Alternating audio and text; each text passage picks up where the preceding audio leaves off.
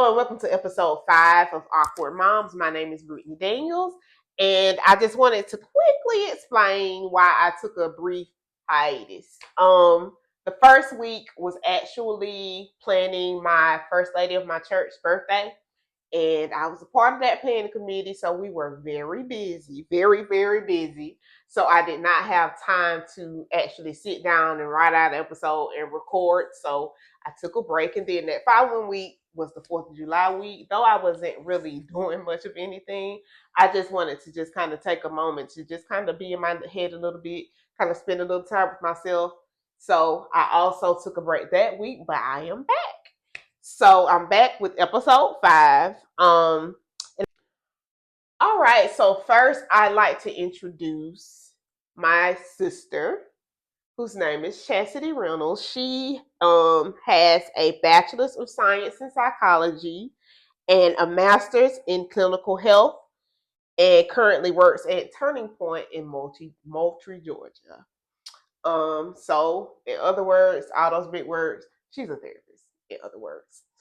So I wanted to bring her on and kind of hear from the standpoint of a therapist and kind of give the book knowledge, because the knowledge I give is just from life knowledge. So I kind of wanted to bring someone in who can give the book knowledge on this topic. So I have a few questions for her.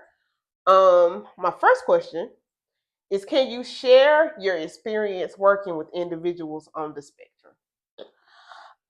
So before I became a counselor, I was a RBT. So RBT is a registered behavior technician. And what they do is they work with children who are on the spectrum, and they teach them communication skills. They work with them with their behavior. They work with them with their social skills, because most of the time, children who are on the spectrum, they kind of struggle the most with their social skills. So that's something that we kind of work with. So I did that for about 6 months.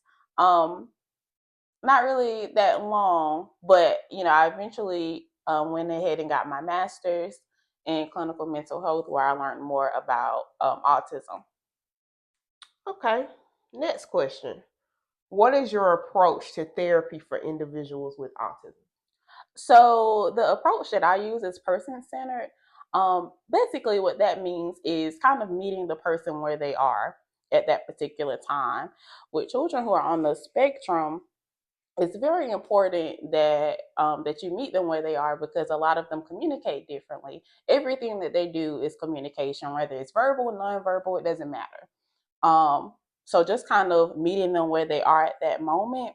And it's very important when you're working with a child that's on the spectrum that you speak clearly, and that you speak almost like straight to the point. So there's like no confusion on what you're saying. So speak clearly so they know exactly what you're talking about. And then another thing that we do a lot is using pictures and visuals, because they kind of work a little. So with stemming, we all stem. So for us, it may look like bouncing our leg up and down, or clicking the pen when we're all all over the place, or feeling like there's a lot going on around us. To them, they may flap their arms or flap their hands. They do this. They may rock. It's a lot of things that they may do to stem, and that's totally okay.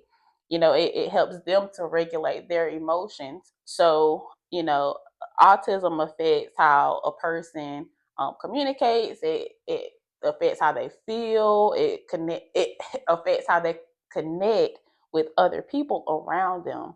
So my main goal when they come into therapy is not to fix them or to change anything about them. It's to help them to feel more confident in who they are and what they're doing. Okay. So I think I taught some on stemming, and I call the thing that I call a tick. I've taught some on stemming, so that stemming portion is important, because a lot of people don't understand what it is. They're like, stop doing it, and it's like, no, let them do it. It's okay. It's something that's making them feel comfortable. Yeah, and that's why I was saying that stimming is something that we all do. My leg is shaking right now. Yeah, it's something that helps us to feel safe. It's something that helps us to feel um a little bit better when situations seem to be a little bit tense. But like I was saying before, the difference is that a child that has autism, they do it a little bit more intensely than what we do it. Yeah. So, what are some strategies for effective communication with the autistic child? So, like I was saying before, children who have autism have different ways of communicating. Some may talk a lot, some may only talk a little bit, some might not use words at all, but every behavior is a form of communication. And as a therapist, you have to be on alert with all of that because all of it is communication. So it kind of goes back to what I was saying before. You have to speak simply and clearly and say exactly what you mean. So a lot of times with autistic children, the ones that I've came across are very sarcastic. Yeah, they are. They are. They are very sarcastic and they give out sarcasm, but a lot of times they don't understand it. So that's why it's very important to say exactly what you mean. Because if you don't, that'll be very confusing for them. And like I was saying earlier, using visuals, using pictures, using charts, using written instructions, so they'll can easily follow things. Giving them extra time to ask questions. And, like I was saying before, sometimes it takes them a little bit longer to process certain things. So if you ask them something or tell them to do something and it kind of gets quiet for a little bit, that's fine. Silence isn't bad. They're just processing what you just said. And they may need a little bit more time. So, another thing is matching their style. I know y'all met with Gavin a couple weeks ago, and Gavin's really big on cars. Gavin loves cars. So, just matching what they like, because each child that is on the spectrum has something that they like.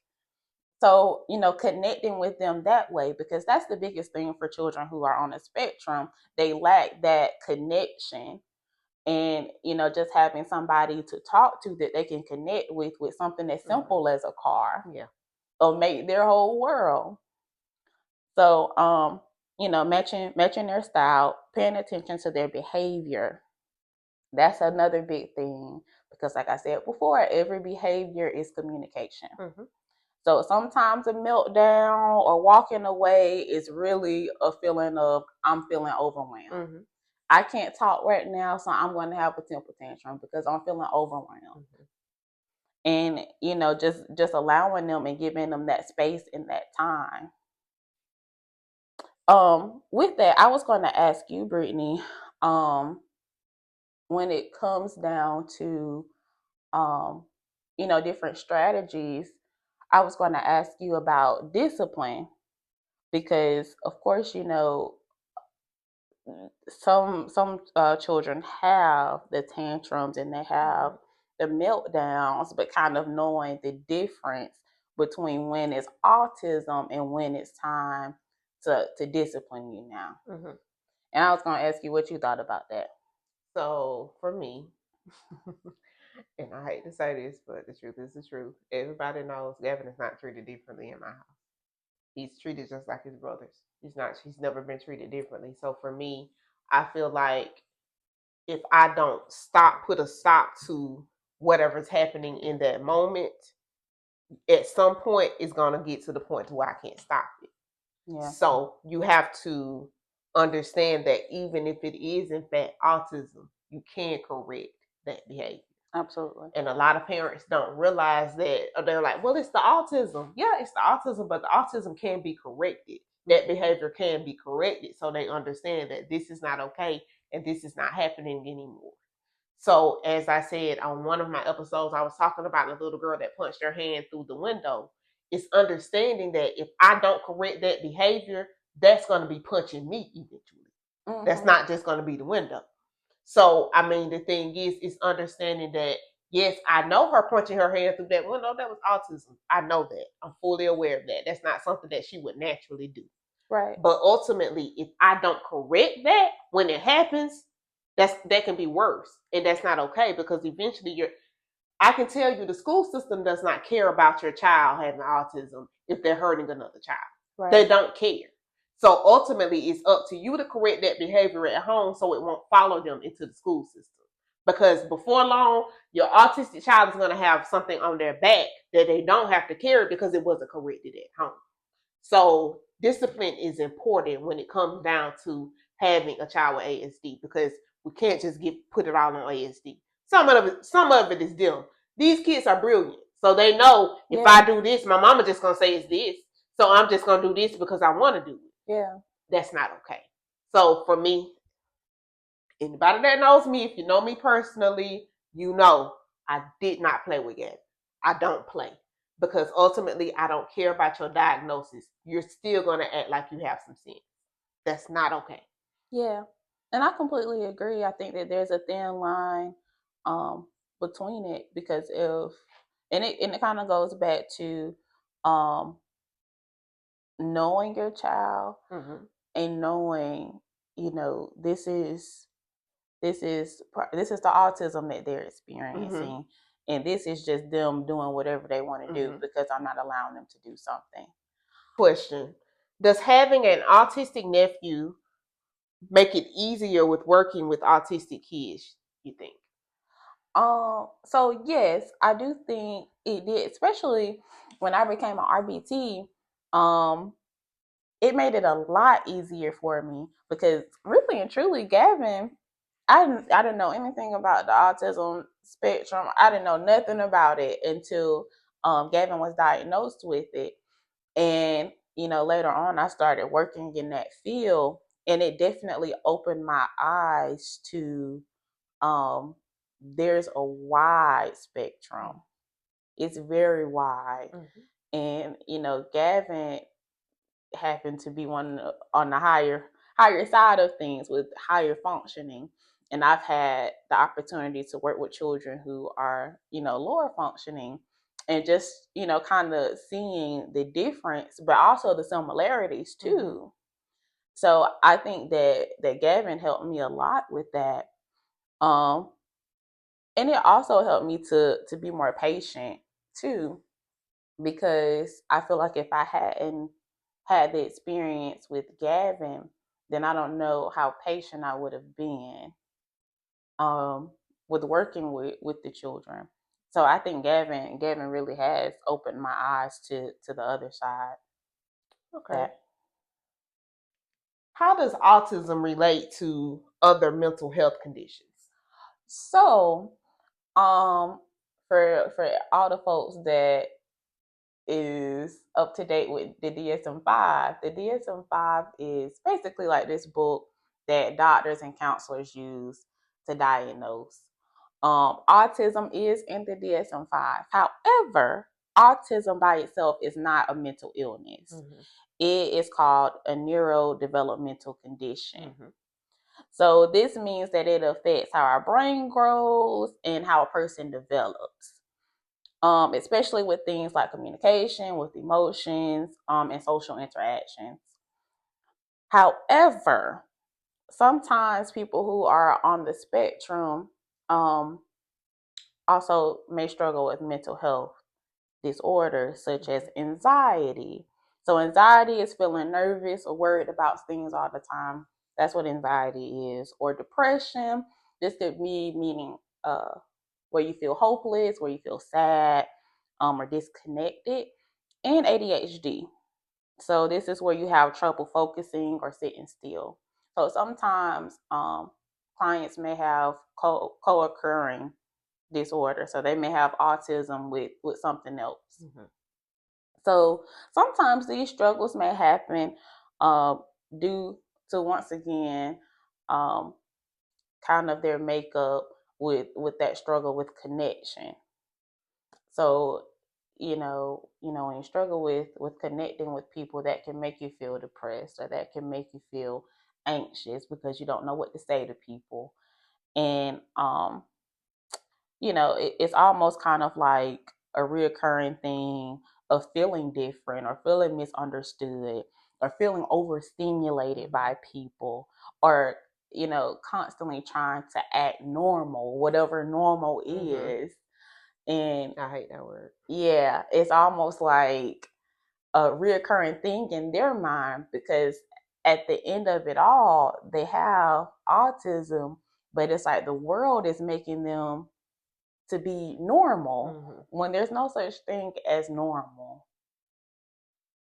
So it's important, that with therapy, the therapist helps them to understand autism and also support their mental health as well. Okay. So basically, autism is not necessarily related to mental health, but Right. it's kind of like they can cross each other.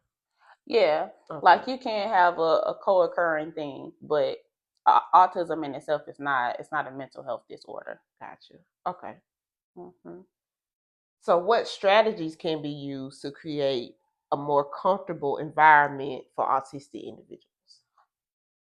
So, people who have autism, they often have like strong reactions to like certain sights, certain smells, certain textures, certain sounds, can trigger them, and this is called sensory sensitivity. Mm-hmm. So, this is where you might see them start stimming, like what we Mm-hmm. talked about earlier, or they may try to get away from the area, or it may be a plethora of things that they may do. But it's the sensory sensitivity. So, the main thing is creating a calm environment for them, to help them feel safe and to help them feel regulated. Feeling safe is the major thing. Um, I think that in itself helps a lot, um, because as long as they can feel that safety, then you can kind of build trust in a relationship there if they feel safe with you. So creating that safety for them and helping them to stay regulated. So a few ways you can do that, is maybe like lowering the lights if they have a light Mm-hmm. sensitivity. Lowering the lights for them. Bright lights can sometimes be overwhelming for any of us. Mm-hmm. So kind of lowering the lights a little bit, turning down background noise. If you Some people like the ocean, if you're a therapist, some people like the little white noises with the ocean sounds and all of that stuff. If you have a client that's sensitive to sound, that might be a trigger for Mm-hmm. them. Avoiding strong smells. So that can even be like your perfume or your cologne. It can sometimes be distracting for them. And once again, a clear routine. I'm going to preach that the whole way Mm-hmm. through. Autistic children need a Mm-hmm. routine. They need to know what's coming next, what's next on the list, what they're going to do when this happens, when that happens. They have to know. So, let them know what's coming next. Give them a clear Mm-hmm. routine and stick with it. With that, give them a choice, allowing them to have choices. It makes them feel included on what they want. If you just telling them this is what we're gonna have, this is what we're gonna do, they don't feel included. So giving them the option. And once again, I'm gonna preach this all the way through too. Letting them stem. Mm-hmm. Allow them to stem. This is how they regulate. Allow them to stem when a whole lot of stuff is going on. Whether that's rocking, whether that's humming, whether that's flopping their hands, moving around, allow them to stem and allow them to be who they are at that moment. Don't Mm-hmm. change anything about what's going on. Work with what you're given. Yeah. And to reiterate the routine thing, I can give an example of I finally relinquished my boys to wash dishes. Yes, I'm that mom. I don't want them to do nothing because it's not gonna be done right. So yes, I'm that mom. I finally relinquished them to washing dishes. They go back and forth each day on washing dishes. So this one particular day, his little brother decided that he was gonna try to play a little game, and their stepfather washed dishes on Sunday night, and so Gavin washed dishes on Monday night because Gavin didn't know that his stepfather washed dishes on Sunday night. Well, we knew. So Tuesday, we told Gabriel, you have 2 days worth of dishes because you played the game on Gavin. You tricked Gavin because he didn't know, but we knew. So he washed dishes Tuesday, Wednesday. So Thursday came around and it was Gavin's turn again. Well, Gavin said it's not my turn because technically we kind of threw it off because Gavin's like, today is not my turn. It's not my turn. I said, well, Gabriel washed dishes Tuesday and Wednesday. He can't do Thursday too. Gavin argued us down. It's not my turn. It's not my turn. We threw the routine off. Now, did he wash dishes that night? Yes, he did. But ultimately, I understood why he was like going nuts in his head. Like, it's not my turn. It's not. You have to have a routine. A routine is vitally important if you have a child with ASD. It's important. That's probably number one on the list. You have to have a routine because if you don't, you throw them off. And before long, they're looking at you crazy like, this is not how we were doing it. So that's when you start seeing more. You start seeing more stimming. You start seeing more because you're throwing them off. So yeah, that's vital. That's the one thing that I heard. You have to have a routine. I'm talking about on how OCD I am a little bit about certain things, but I had to learn with having a child with autism. I have to have a routine. My life has to be routine. It has to be like that because if it is not, if on a Sunday morning Gavin come downstairs and don't see his clothes sitting on this chair already ironed, he's going nuts because he's like, why are my clothes not sitting here? What, are we not going to church? Well, why my church clothes not here? I have to do that. I can't even simply move the clothes to another sofa, another chair. I have to sit them right here in this spot in this area because if I don't, his mind is like, well, what's going on? Well, why is my clothes? Is that important? Is that important? Yeah. Any little thing can mess up everything. It will throw them all the way off. It may seem really, really simple to us, but it's big for them. So making sure you stick with that routine and don't change it up very often. And if you're gonna change it up, let them know. Yeah. So, what are some effective strategies for building social skills? So, like I said before, connection is a major thing for them. However, when working with them, you have to figure out what connection means to them because some, for some children, it may be having a big group of friends. Some children, it may just be having one friend or a partner. But connection isn't the same for every child that you encounter. So just kind of knowing what they want their connection to look like, because maybe they're good with only having one or two friends, and they don't have to have 5, 6, or 7, 8 friends. So just making sure that they know that you have an understanding of what kind of connection they're wanting to have. And another thing with social skills is not focusing on making them someone else, because they are who they are and they will be who they will be. However, with that being said, of course, there is some room for improvement when it comes down to social skills, but ultimately, who you get is who you get. That's it. So, a few things that I've used is doing like social stories, especially like for the older children that I've worked with that's coming up the teenage years a little bit, is doing like social stories. So this could be like telling a story, let's say about some middle schoolers, and explaining, a social event that they're having at school or something like that, and just trying to see where they fit in with that and how would they handle that. So, just kind of going over different scenarios like that to kind of see where they fit in. Or you can use like simple books. Once again, they have books on that help them with social skills, pictures. Once again, they're very visual. So having pictures, um, and then this could also be simple as teaching them how to say hi to people, or how to take turns, or what to do when you're feeling frustrated. Another thing that I've done too is playing. So I've had children that I would sit down and I would whip out a board game or a card game, and I would have the instructions laid out for them. You got to make sure you have those instructions, or it can get very it can be very frustrating for them. So make sure you have those instructions. Make sure they are clear to them and they understand. But even playing simple games with them will help them to feel some sort of connection that maybe they haven't felt before. And it also teaches them how to take turns, how to connect with other children, different things like that. And then even like role playing, practicing like little conversations that they may have with their peers, or problems in a safe way so they can build confidence. So talking about different problems so they can build self confidence.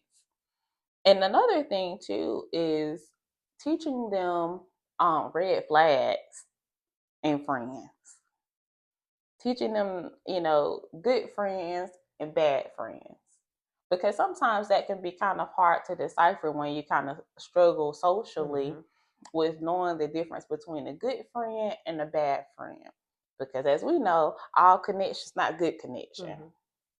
So, teaching them red flags, teaching them green flags, I think that all of those things are important to kind of help them to be effective socially. Okay. So, how can therapists support autistic individuals in building and maintaining relationships? So it kind of goes back to what I was saying earlier. When it comes down to connection and relationships, is you have to know what they're looking for in that moment. Mm-hmm. Like I said before, everybody's not looking for a big group of friends. Mm-hmm. So kind of knowing what they want, and sometimes they don't even know what they want. But just having that conversation with them on it. So as a therapist, you help them to understand what a healthy relationship looks like, whether that's a friendship, whether that's if you have a older child like a teenager that's dating, teaching them what a healthy relationship looks like, and also teaching them what an unhealthy relationship looks like too. So that goes back to what I was saying about those red and green flags to look for in people. It's teaching them how to express boundaries. That is very, very important, because once again, if you lack in social skills, you don't know your own boundaries, and you don't know what boundaries to set with people. Mm-hmm. So teaching boundaries, making sure that they know that, hey, this is okay with me and this is not okay with me, and teaching them how to articulate that clearly with their peers, or with a partner, or with whoever. um, Teaching them how to articulate boundaries, and learning also how to build trust over time so they feel safe enough to open up. So, talking to them about trust, once again, that goes back to the green and the red flags. Yeah. That is important. That is very important to help. So, the next thing is practicing how to handle conflict and miscommunication. So, as we know, just in regular conversation with people, there can be miscommunication and conflict. And a lot of times, children on the spectrum, they don't know how to handle conflict and miscommunication. Mm-hmm. And, I think one vital thing is teaching them, that sometimes disagreements happen, and, learning what to do when I'm feeling really angry, or I'm feeling really frustrated with this person, learning what to do when I'm feeling these emotions and I'm feeling all of this stuff. Because sometimes you don't know, as parents, sometimes you don't know, Mm-hmm. because they may be feeling all these things inside, but they're not saying anything. And it's kind of hard, because it's like, how can I help you if you're not telling me how you're feeling? So once again, really all of this goes back to teaching them boundaries, teaching them red flags and teaching them green flags when connecting with people. And, once again, it's very important as a therapist that you just don't assume that they just want this big, huge group of friends, that they want this big, huge thing or whatever. And, depending on the child, they just may want one person. Mm-hmm. One person. That's all that they want. And also not making them to be, once again, normal when normal is not a thing. They are who they are, and that's completely fine. But yeah, that's all I have for that. Okay, so I wanted to reiterate normal. Normal is a word that I hate because they're not normal. They are normal. So I hate that word. I hate when that word is used. I hate when people say, well, my normal child and what makes that child more normal than this child. Right. I hate that word. So normal is not a word that should be used. I don't know who created it and why it's being used, but normal is not okay, because then you start to make that child feel like, well, what's wrong with me? That my sister is normal, but I'm not normal, or my brother is normal, but I'm not normal. So, I mean, I just think also as a parent, being careful that you don't use the word normal, because I mean, what does normal mean? So, I mean, that right there stood out to me a lot. So that's going to wrap up my questions, but I do have 10 interesting facts about ASD. One being autism is a spectrum, meaning everybody's signs and symptoms are not the same. Right. No autistic individual is the same. They have similarities, and they have those things that one thing that's going to remain the same is, yes, they're going to have that one thing that they're attached to. I've said over and over again, Gavin is cars, transportation, or whatever. They're going to have that one thing. I know a kid that's dinosaurs. I know a kid that's books. I mean, every child has that one thing that they are, in fact, attached to. But other than that, it looks different for every child. So just because my child didn't talk until he was 4, well, somebody else's child talked at 2. So I mean, it doesn't look the same for everybody. It's a spectrum. So it's a wide variety of things that happen on that spectrum. That's why it's called a spectrum. So don't expect because your child is not doing what this person's child is doing, well, that means that my child is more delayed. No, it's a spectrum. It works at different times for different children. So understanding that it is a spectrum. The next thing is prevalence. 1 in 36 children have autism. I looked about a year ago, that number was 1 in 42. Yeah. So that number is changing every day. I'm hoping that number gets bigger. That way, that lets me know that something is happening, because the number is getting smaller and smaller every year, and that's pretty unfortunate because we're running out of resources. Like I said before, the ABA therapy is hard to find. If you find ABA therapy without your child being on a list for a while, you are blessed, because it is hard to find. There are lists everywhere, and every autistic child needs ABA therapy. You need it. Yeah, and even with that, sometimes depending on your insurance, it can be hard to find a place that'll take your insurance as well. Yeah. So I mean, it's just I'm hoping that number becomes bigger over the years and not continue to go smaller, but we shall see. The third one being early signs. Symptoms can usually be detected, but there's often a delay in diagnosis. Depending on your child and depending on who you take your child to. Gavin was diagnosed at 2. But I also know someone who was able to get their child diagnosed at 1. So it just depends, but it's also understanding that the earlier you get them diagnosed, the earlier you can get the help, and the earlier you can help them to develop faster than what they may have. If I would have waited till Gavin was 4 to get him diagnosed, he would have never been able to go to the 3-year-old program, and that's what helped me with potty training. That helped me with him talking. that helped me with a lot of things with him going. That helped some of his social skills. That helped a lot because that put me again. I was a stay-at-home mom, so he wasn't around a lot of kids. But him going to school put him in an environment where he was around kids, so that helped his social skills. That helped a lot. So the earlier you can get them diagnosed, the earlier you can get all the resources in place that you need to get the help that you need. Yeah, parents, it's very, very important that when you first start seeing the signs of it, to take them immediately. Mm-hmm. Don't worry about what people gonna say, mm-hmm. what people gonna think. Mm-hmm. It's about your children and making sure that your children get what they need in order to be successful. Yeah, that's one of those big things that I always felt like I preach all the time. I don't care what anyone says. I don't care how anyone feels. I don't care. I have to do as a parent, I have to this word advocate for my child. So ultimately, how you feel is how you may feel, but this is my child. So I have to advocate for my child. So I have to get the help that I need for my child, even if I have to do it alone. Right. So that's vitally important. Right, because you're the voice for your child. Mm-hmm. If you don't speak up for them, nobody else will. Mm-hmm.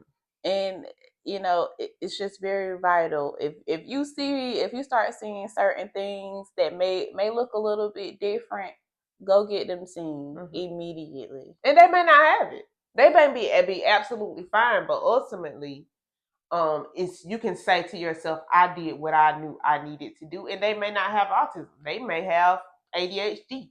Yeah. They may have, it may not necessarily be autism, but you did as a parent what you were supposed to do to make sure that your child got what they needed.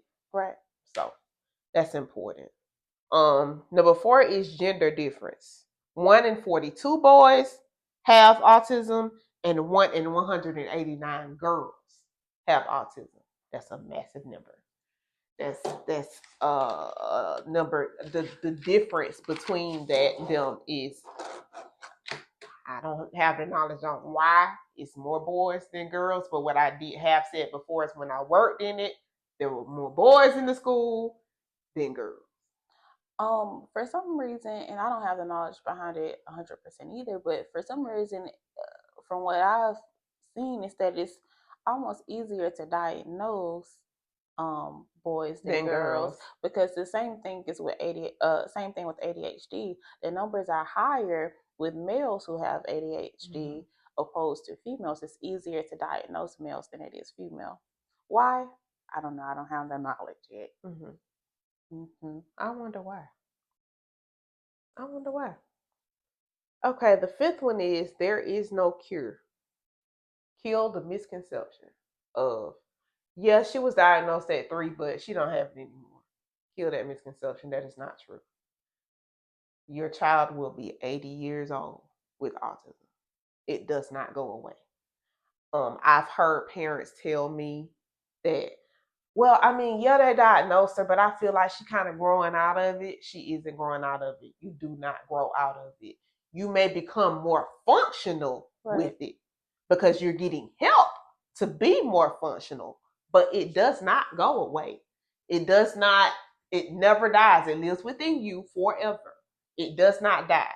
So I don't know who created the narrative of they'll grow out of it. That doesn't happen. That's not true. So if anybody tells you, oh, they grew out of it, no, they don't grow out of it. That's not true. That's not something that happens. And I hate that misconception was created, because what you do is you give parents in their mind the thought of, back to that normal word, my child is normal now. Like, that's not true. That's not something that ever happens. So I want to make sure that it's reiterated over and over and over and over again. Your kid is not growing out of autism. That is not a thing. And that also goes back to getting your child diagnosed. When you start to see them acting a little bit differently from somebody else, it's almost like, child, they'll grow out of it. It'll be different. They'll be good in a couple more years. And no, you need to get your child seen. Yeah. Co-occurring conditions can be anxiety, depression, and epilepsy.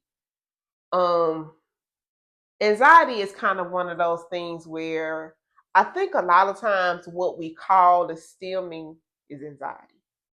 So they're kind of like in an environment where they're overwhelmed with what's going on around them, or maybe their mind is just going in their own brains, and we kind of looking at them like we can't hear what you hear. But in their minds, they're overstimulated.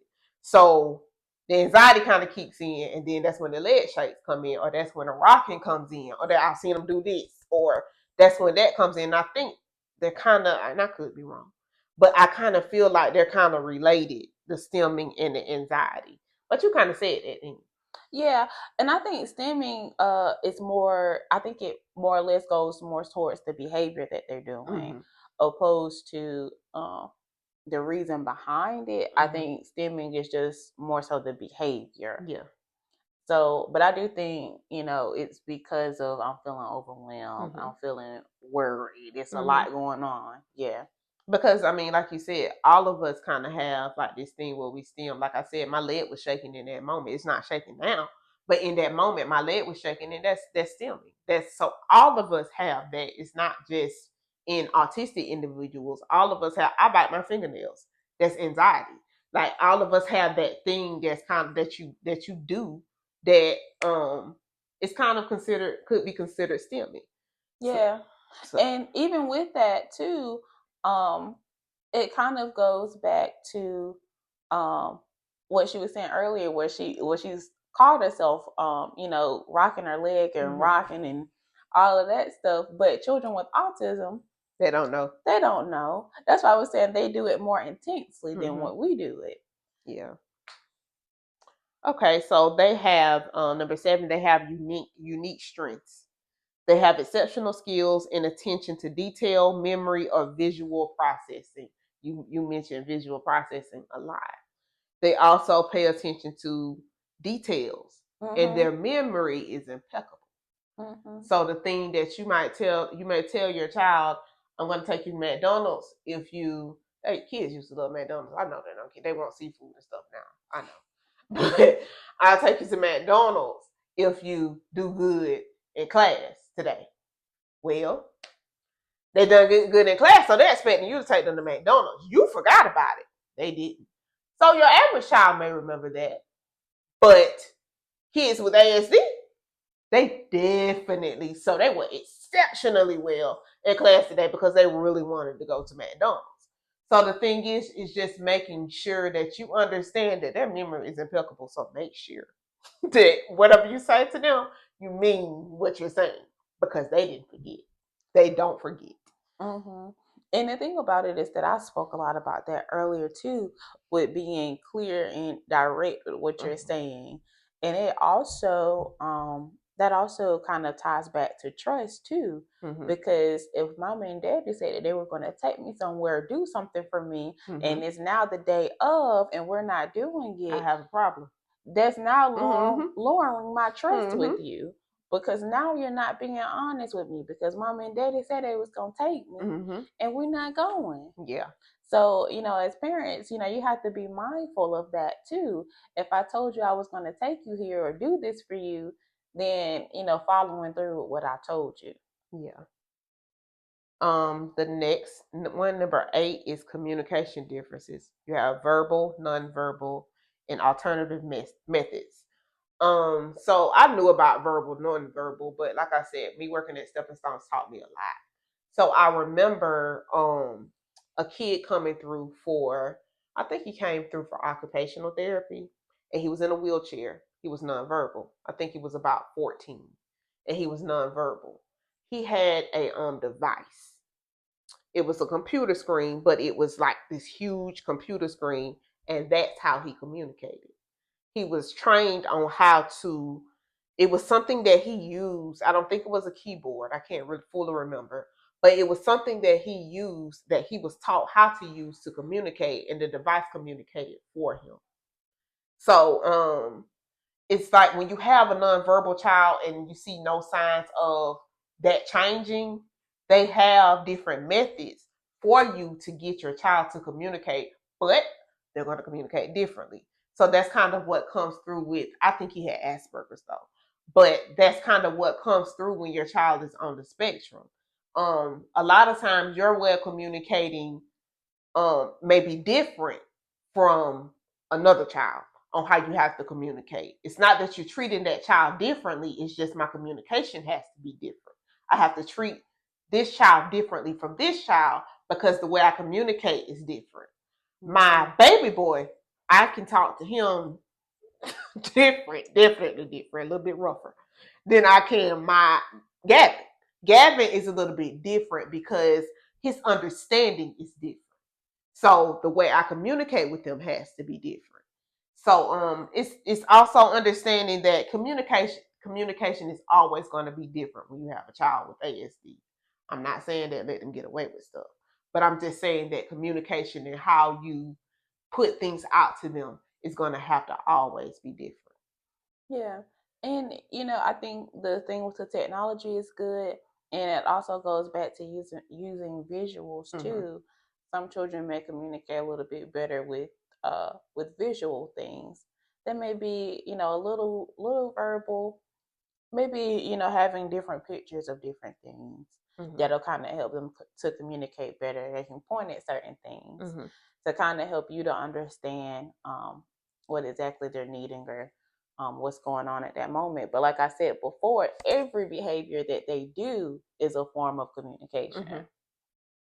And I remember stating a while ago that I watched in speech therapy, I watched the speech therapists communicate with them through sounds. I mean through signs and stuff. And I found that to be interesting because a deaf person, they can't hear. So they have to use sign language. So a nonverbal kid, they can't talk. So they use sign language to say what they need to say. Or I also watched her use cue cards. Which one do you want? This one or this one? You point out which one you want, and eventually you'll find that kid not just pointing at it but saying it. Yep. Because you're saying it over and over. It's repetitive, and you're saying it over. And so eventually, before they point, they'll say it, and then they just pick up a word. So just communication, understanding that communication with a kid with ASD is always going to be different. Always. Number 9 is kind of reiterating it's a lifelong condition. Autistic individuals can lead a fulfilling life. They can. They can live a fulfilling life. They can live on their own. They can get married. They can have kids. They can live a fulfilling, have a job, go to school, get degrees. They can do it all. But it's also understanding that they're doing all of this still with having the diagnosis of having autism. But they still can do it. They're not incapable. Autism does not mean it's the end of the road for them. They can lead a fulfilling life with that diagnosis. Even if they have a co-occurring thing, like I was saying before with the depression or anxiety, the ADHD, they can still live a full life and experience everything in their life. But it also goes back to making sure, because I'm going to say this over and over and over again, making sure that as parents, you make sure that you get the diagnosis early. Early diagnosis is the key. That you get all of this stuff early so you can already prepare your children for these things. Early diagnosis is the key. So when it's time for them to go to college, or it's time for them to go to high school, or time for them to go to school, period, they're already kind of working on their on the autism part of things, and it'll make it easier for them. Because understanding that an IEP can follow them to college. It can follow them. Like Absolutely. It may have to be tweaked, but it can follow them to college. So because they're going to be learning different from everybody else in the class. So they have IEP in place with the now not teacher, professor, to know that, hey, they have to follow this way. It does follow them. So of course they can't take an IEP on a job. But ultimately, if it can follow them to college, if you have everything already set in place and you already did your research and you did the work on making sure that the IEP fits them and fits what they need, when it follows them, they're already prepared. Yeah. And another thing that may come up too is, well, I don't want my baby to go off to college if they're struggling socially. It's so many people there. That's why I'm saying it's important to get started now with teaching them the boundaries, with teaching them the red flags to look for in people, with teaching them the green flags, what a good friend is, what healthy communication is, what I do when I'm feeling upset, what do I do when I'm feeling frustrated. So when they go off from home, they know how to handle it. They know how to handle themselves. And number 10, the last one, is social understanding. Social interaction and understanding can be challenging, but with support, they can learn to navigate. And I jumped the gun on you. Yeah, you did. You jumped before me. But it's just making sure that they socially understand, like she said, green flags, red flags. Understanding that it's going to be different for them. Social is going to be different for them. And what I've said before many times, what comes up comes out. They're very sarcastic. They don't mean to. They really don't mean to. But they're very sarcastic, and they're going to say something, and you're going to be looking like, did they just say that? And they're going to walk off like that. Yeah. Like, they're very sarcastic. And the thing about children that are on the spectrum, they're very black and white. They're very black and white. They're straight to the point. And like I said before, they don't know. They don't understand it.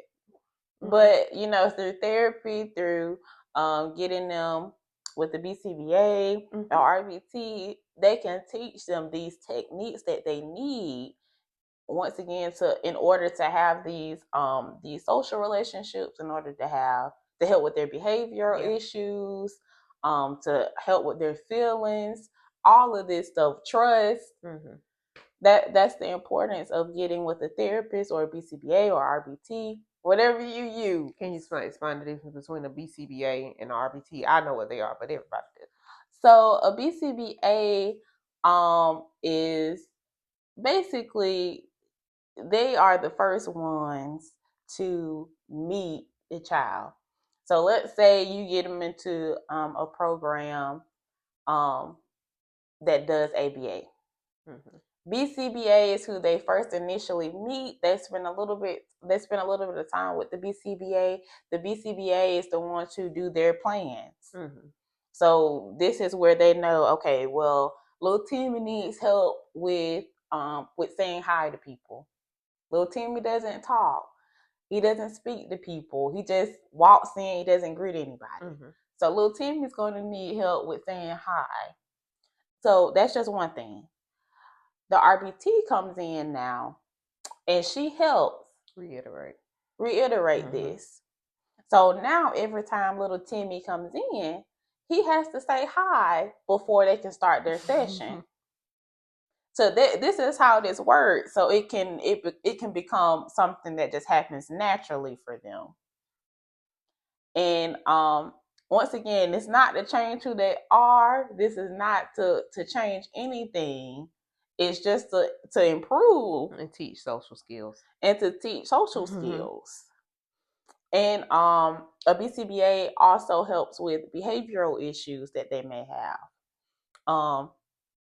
So if they throw temper tantrums a lot, when certain things don't go their way, a BCBA steps in to help with that. They'll write a plan about behavioral things, and the RBT is the one that actually works one-on-one with the client to make sure that each of these goals are being met and that the client is actually improving. If the client gets to the point where they start to stabilize, or they start declining, then the BCBA comes back in to kind of critique what's going on, to kind of, once again, to meet the needs of the client. It's not about what we think they should do, but it's meeting the needs of of the client, what they need at that moment. So that's kind of like the jobs of the BCBA and the RBT. So basically, the plan that she was talking about is basically the IEP or the 504 or the it's another one, RTI, basically. So I'm gonna dive into that. To tell the truth, y'all, I have been avoiding it, but I'm gonna dive into it because it's a lot of information. It's a lot. A lot goes into those. Each one signifies something different. Each thing has. You may have some behavioral concerns in the IEP, but overall, you have more behavioral concerns in the RTI than the IEP. Or a 504 is more so for I would say a 504 is more so for behaviors, but each thing has something different. Mm-hmm. So it's just depending on what your child needs. Like for example, my baby boy started out on the RTI, but then eventually we moved him to an IEP. Well, that was because some of his behaviors died down, and so we were able to move him into an IEP because now he needed help with reading. So we had to adjust his plan from an RTI to an IEP. So I'll dive into that. Just know that it's a lot of information. I probably have to break them down, do an IEP one session and 504 the next, and kind of break them down. But those are vitally important. If you have a child with ASD, they're going to need it. They're going to need that because that's basically telling you this is how this child learns. This is how this child socializes. These are the behaviors you can expect. This is what we're going to do. This is how we're going to correct this. This is how we're going to fix that. We're going to handle this like that. It basically breaks everything down. So what I'll do is I'll bring on an example of bring one of Gavin's IEPs and just bring an example of what it looks like, what the build-up looks like, and what everything is. And I'm going to get to that. I just being honest, I've been avoiding it, but I'm going to do it. That wraps this one up. I want to thank everybody for their support. I thank everyone for liking and sharing and subscribing. My baby boy has turned that into a song for me that I'm going to let him perform eventually. But I thank everyone for doing that for me. Like I said, my goal and objective with this was not to make money, was not to do anything but educate everyone because everybody doesn't have knowledge on this stuff. You have a child or you have multiple kids who are on the spectrum, but you don't have help. You don't know where to have help from, seek help from. So that's what I'm here to do. I don't know everything, but anything that I don't know, I can find out for you. I don't mind going down the rabbit hole and researching. Just let me know. So I thank everybody for supporting me. I thank you. Thank you, Chasity, for joining me. Thank you for taking time out of your day to come on here and sit down and help in whatever way that you can. Yes, I'm going to call you back eventually. Just letting you know. So thank you. And lastly, at the end of the video, I'm going to put in a video because I left it at my job. I'm going to put a video of a mouse pad that my other sister made for me. I'm going to put a video at the end of the video. She also made this shirt, as you guys already know. She makes all of my shirts. So again, I'm going to put the video at the end. I'm going to put her information on there. You can reach out to her if you want a shirt, if you want a mouse pad, if you want anything autism related, ADHD related, Asperger's related, anything, you can reach out to her. She can get whatever made for you that you need. It's a lot of stuff that she makes. Mm-hmm. So you just have to go down and look at all the things she is making a lot of stuff these days. So go down and look at the things that she makes that you may want to put these things on and reach out to her and she can get that made for you. That's going to wrap this up. And again, thank you.